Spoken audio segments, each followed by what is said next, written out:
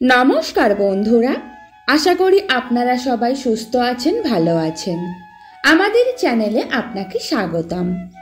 আপনি যদি আমাদের চ্যানেলে নতুন হয়ে থাকেন, অবশ্যই চ্যানেলটি সাবস্ক্রাইব করে রাখবেন পরবর্তী আপডেট পাওয়ার জন্য।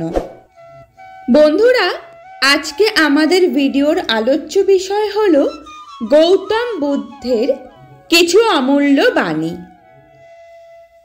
জীবনে কোনো ভালো মানুষকে ঠকানো মানে হীরের খনিতে পাথর কুড়িয়ে ফিরে আসা।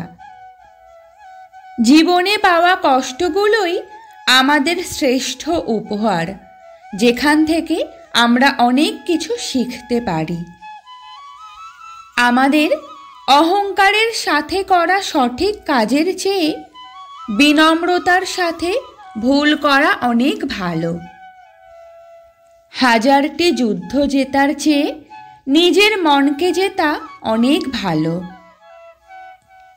এক মুহূর্তে একটি দিন পাল্টে যেতে পারে, একদিনে একটি জীবন পাল্টে যেতে পারে, একটি জীবন বিশ্ব পাল্টে দিতে পারে। জীবনে অন্যের সমাপ্ত করা কর্মকে দেখে লাভ নেই।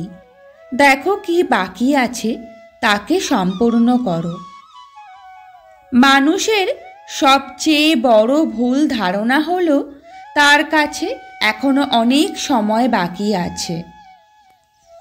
মানুষের মুখের কথা অনেকটা ধারালো ছুরির মতো, যা মানুষকে বাহিরে থেকে কম, ভিতর থেকে ক্ষতবিক্ষত করে।